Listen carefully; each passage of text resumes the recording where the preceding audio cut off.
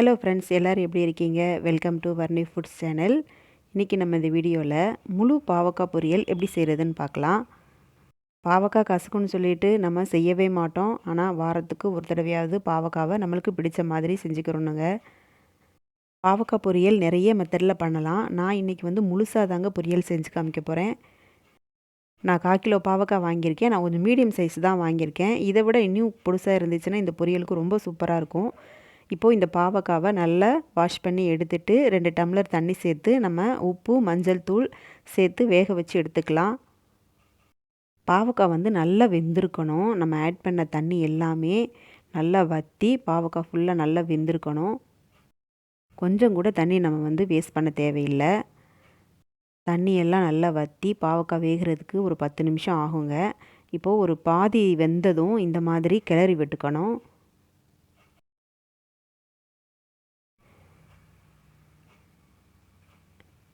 இப்போ பாருங்கள், நல்லா தண்ணியெல்லாம் வற்றி நல்லா வெந்துருச்சு.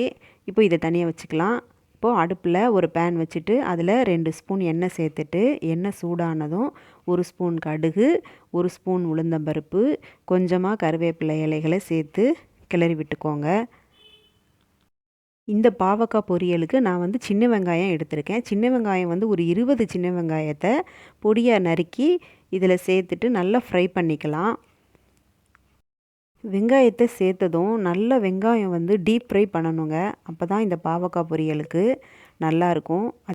இந்த பாவக்காய் பொரியலுக்கு சின்ன வெங்காயம் கூட கொஞ்சம் சேர்த்தா தான் நல்லாயிருக்குங்க. நார்மலாக மற்ற பொரியலுக்கெல்லாம் சேர்க்குற மாதிரி இல்லாமல் கூட கொஞ்சமே நல்லா சேர்த்துக்கோங்க. அப்போ தான் அந்த கசப்புத்தன்மை நம்மளுக்கு தெரியாமல் இருக்கும். அதே மாதிரி இந்த சின்ன வெங்காயமும் நல்லா டீப் ஃப்ரை ஆகணும்.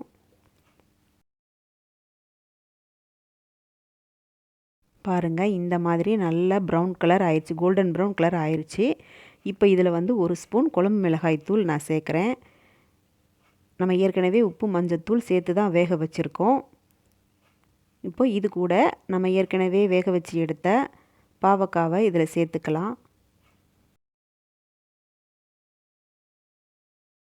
என்ன தான் நம்ம தண்ணியே இல்லாமல் பாவக்காயை வேக வச்சு எடுத்தாலும் அதில் கொஞ்சம் கொஞ்சம் தண்ணி இருக்கும் பாவக்காய்க்குள்ளே.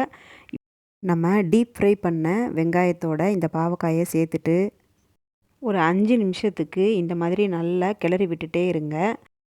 பாவக்காயில் உள்ள தண்ணி எல்லாமே நல்லா வற்றி இந்த மாதிரி பாவக்காய் நல்லா சுருண்டு வரணும். பாருங்கள், நம்ம எவ்வளவுக்கு எவ்வளவு நல்லா ஃப்ரை பண்ணுறோமோ அவ்வளவு நல்லாயிருக்கும் இந்த பொரியல். கசப்புத்தன்மை இல்லாமல் இருக்கும். ஒரு 5 நிமிஷம் இந்த மாதிரி நல்லா ஃப்ரை பண்ணிவிட்டு நம்ம ஸ்டவ் ஆஃப் பண்ணிக்கலாம். அவ்வளோதாங்க, பாவக்காய் பொரியல். இதே மாதிரி நீங்கள் செஞ்சு பாருங்கள். இந்த பாவக்காய் பொரியல் சாம்பார் சாதம், பருப்பு சாதத்துக்கு ரொம்ப சூப்பராக இருக்கும். பாவக்காய் பிடிக்காதவங்க கூட இந்த மாதிரி செஞ்சால் கேட்டு வாங்கி சாப்பிடுவாங்க. இதே மாதிரி நீங்கள் ட்ரை பண்ணி பார்த்துட்டு கமெண்ட் செக்ஷனில் சொல்லுங்கள். இந்த வீடியோ பிடிச்சிருந்தால் லைக் பண்ணிவிட்டு VarNivFoods சேனலை மறக்காமல் சப்ஸ்கிரைப் பண்ணிவிட்டு பக்கத்தில் இருக்கிற பெல் ஐக்கானையும் கிளிக் பண்ணிக்கோங்க. அப்போ தான் அடுத்தடுத்து நான் போடுற வீடியோ நோட்டிஃபிகேஷன்ஸ் உங்களுக்கு வரும். மீண்டும் அடுத்த வீடியோவில் சந்திக்கலாம். நன்றி, வணக்கம்.